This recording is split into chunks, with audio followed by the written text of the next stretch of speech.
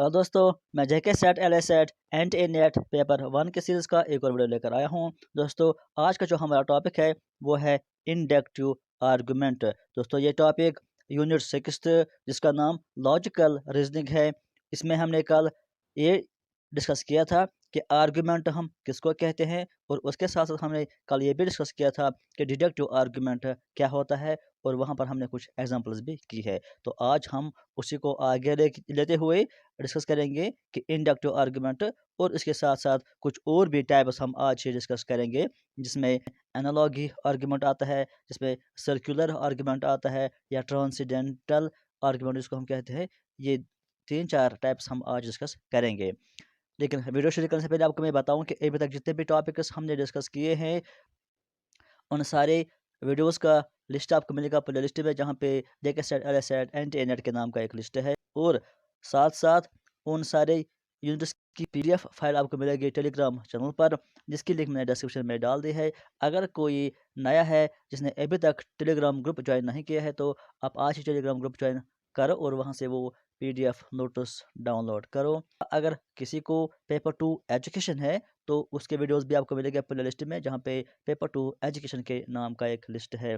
तो चलिए हम शुरू करते हैं आज का टॉपिक, इंडक्टिव आर्गुमेंट। दोस्तों, इंडक्टिव आर्गुमेंट हम उस आर्गुमेंट को कहते हैं जहाँ पर सबसे पहला प्रीमाइसिस का मतलब जो स्टेटमेंट होता है, जो हमने कल भी बात की है, जहाँ पर सबसे पहला स्टेटमेंट या प्रीमाइसिस पर्टिकुलर होता है, और जो लास्ट में कंक्लूजन होता है वो एक जनरल स्टेटमेंट बनता है। जैसे कि कल हमने बात की, डिडक्टिव आर्गुमेंट में पहला ही स्टेटमेंट जनरल टाइप का होता है, और लास्ट में जो कंक्लूजन आता है वो पर्टिकुलर आता है। ये उसका अपोजिट होता है डिडक्टिव आर्गुमेंट का। यहाँ पर देख लीजिए कि general decisions are made after observing. पहले जब हम ऑब्जर्व करते हैं स्टेटमेंट्स को, इंफॉर्मेशन को, उसके बाद हम जनरल डिसीजन लेते हैं या जनरल हम कंक्लूजन देते हैं, उसी को हम कहते हैं inductive argument. This argument can be strong और वीक। ये यहाँ पर इंपॉर्टेंट पॉइंट है, इसको याद रखिए। जब हमने बात की थी डिडक्टिव आर्गुमेंट की, वहाँ हमने बोला था कि डिडक्टिव आर्गुमेंट या तो वैलिड हो सकता है या इनवैलिड हो सकता है, लेकिन ये जो इंडक्टिव आर्गुमेंट होता है ये वैलिड इनवैलिड नहीं होता है। यहाँ पर एक ही बात होता है, ये या तो स्ट्रांग होता है या वीक होता है। ये याद रखिए, ये क्वेश्चन एग्जाम में आता है। It is the opposite of the deductive. ये पहले भी हमने बात की थी कि इंडक्टिव डिडक्टिव के अपोजिट है, क्योंकि डिडक्टिव में हम जनरल टू पर्टिकुलर जाते हैं, लेकिन इंडक्टिव में हम पर्टिकुलर टू जनरल जाते हैं। अगर इसमें आप कभी कंफ्यूज भी हो जाते हो, तो इसको आप याद कैसे रखोगे? इसको आप इस तरह से याद रखोगे, मैं आपको शॉर्ट फॉर्म बताता हूँ, जिसको आप फिर कभी भी कंफ्यूज नहीं होंगे या कभी भी इसको आप भूल नहीं जाएंगे। ये 2 टर्में आप याद रखें। अगर आप इन 2 टर्म को याद रखते हैं, तो आप कभी भी इसमें कंफ्यूज नहीं हो जाएंगे, और आप हमेशा इसको याद रख सकते हो। डीजीपी का मतलब है deductive argument general to particular होता है, यानी पहला ही उसमें जनरल होता है और लास्ट में हम पर्टिकुलर कंक्लूजन देते हैं।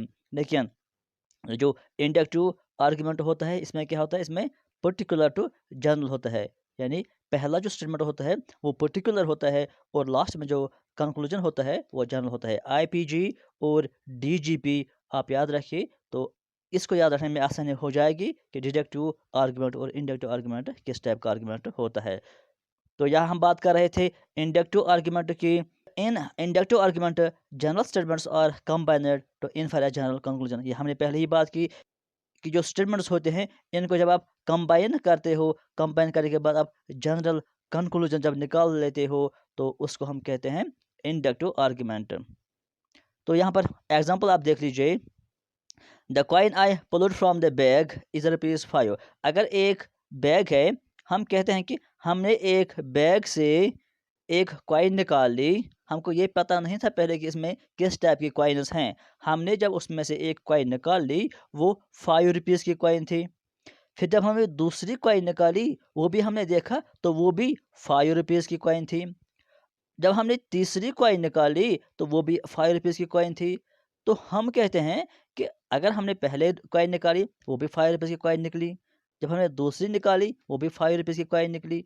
हमने तीसरी भी निकाली, तो वो भी 5 रुपीज़ कॉइन थी। तो हम ये कंक्लूजन देते हैं कि इसमें ₹5 के कॉइन्स हैं, तभी तो हर टाइम हमारे पास ₹5 कॉइन आती है। अगर इसमें बाकी कॉइन्स भी होती तो हमारे पास किसी टाइम कोई और कॉइन भी आती है। तो हमारे पास पहले क्या था, एक पर्टिकुलर स्टेटमेंट।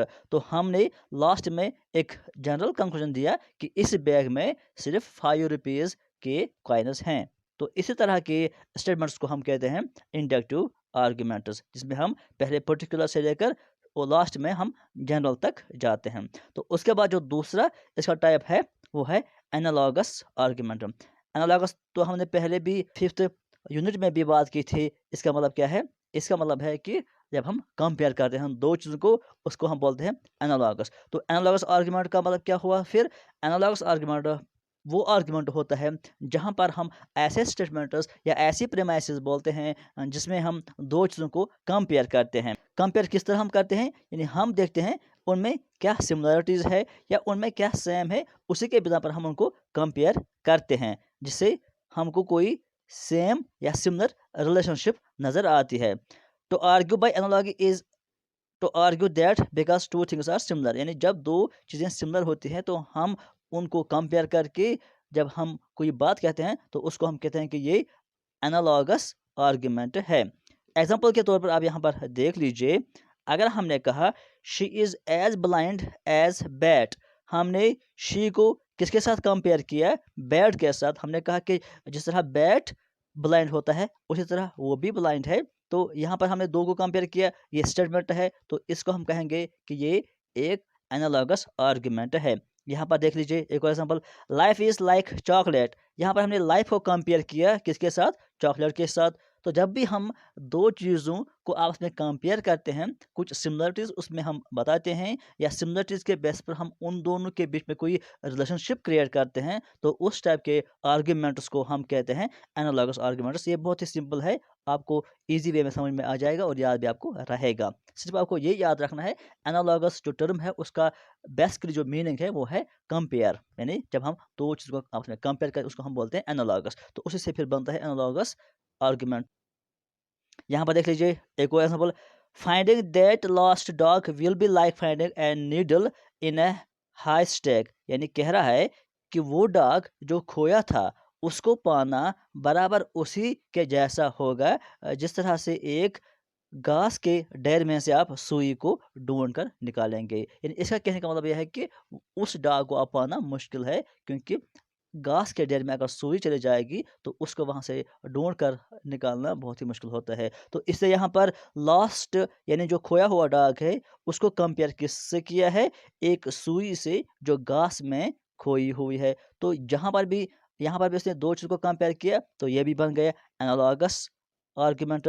उसके बाद एक इंपॉर्टेंट यहाँ पर आर्गुमेंट है, टाइप है, वो क्या है? वो है सर्कुलर आर्गुमेंट। इसको याद रखिए, ये भी इंपॉर्टेंट है, इसके बारे में भी के भी क्वेश्चन में आ जाता है कि सर्कुलर आर्गुमेंट किस टाइप का होता है।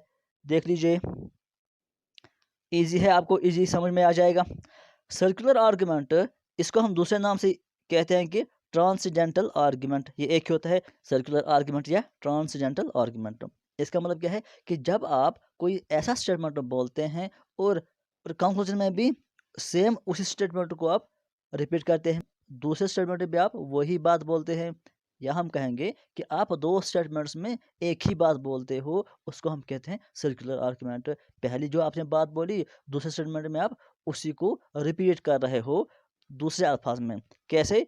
इसको आप एग्जांपल के तौर पर अच्छे से यहाँ पर समझ लेंगे। Violent video games cause teens to be violent, कहता है कि ऐसे वीडियो गेम्स जिनमें वायलेशन होती है वो टीन्स को क्या करते हैं? वो टीन्स को भी वायलेट कर देता है। क्यों कर देता है? Because violent teens play violent video games, कहता है कि जो वायलेंट टीन्स हैं वो वायलेंट वीडियो गेम्स प्ले करता है। यानी दो स्टेटमेंट्स में ये सेम ही बात बोलता है, या हम कहेंगे कि जो पहले इसने बात बोली लास्ट में भी ये वही सेम बात बोलता है, सिर्फ वर्ड्स को चेंज कर देता है। या दूसरे एग्जाम्पल आप देख लीजिए, you may obey the laws, आपको लॉ फॉलो करने चाहिए। क्यों करने चाहिए? Because it is illegal to break the law, क्योंकि लॉ तोड़ना गैर कानूनी है। आपको लॉ फॉलो करना चाहिए, क्योंकि लॉ को तोड़ना गैर कानूनी है। यानी जब आपने पहले ही बोला कि आपको लॉ फॉलो करना चाहिए, उसी का मतलब है कि लॉ तोड़ना नहीं चाहिए। उस दूसरे लेकिन ये दूसरे स्टेटमेंट में बोलता है कि लॉ तोड़ना गलत बात है, ये नहीं तोड़ना चाहिए। यानी हम कहेंगे कि पहले भी इसने यही बात कही थी, फिर दोबारा उसने यही बात की थी, थोड़ा-सा इसने चेंज किया है वर्ड्स में, लेकिन बात एक ही है। इसी को हम कहते हैं सर्कुलर। सर्कुलर का मतलब ये है कि जहाँ से आप स्टार्ट करते हो, वापस आप उसी पॉइंट पर पहुँच जाते हो। या कोई ऐसा कहेगा कि जो मोदी है उसका स्पीच बहुत अच्छा है। अगर कोई ये कहेगा कि मोदी का स्पीच बहुत अच्छा है, क्यों? क्योंकि वो बोलते बहुत अच्छे हैं। अगर आप इस पर भी गौर करोगे कि जब मैंने कहा कि मोदी का स्पीच बहुत अच्छा होता है क्योंकि वो बोलते अच्छे हैं, स्पीच का मतलब भी है कि वो बोलते अच्छे हैं। यानी जो पहले मैंने बात बोली, लास्ट में मैंने फिर से वही बात बोली, इसी को हम कहते हैं सर्कुलर आर्ग्यूमेंट। तो आई होप ये आपको समझ में आया होगा। तो यहाँ पर हम अब कुछ क्वेश्चन करेंगे फॉर प्रैक्टिस, ताकि आपको और ज़्यादा अच्छे से अंडरस्टैंड हो जाएंगे ये कुछ टाइप्स आर्ग्यूमेंट्स के। तो देख लीजिए, पहला जो है प्रीमाइस यहाँ पर लिखा हुआ है, all cats have long tails. ये एक प्रीमाइस है, all cats have long tales.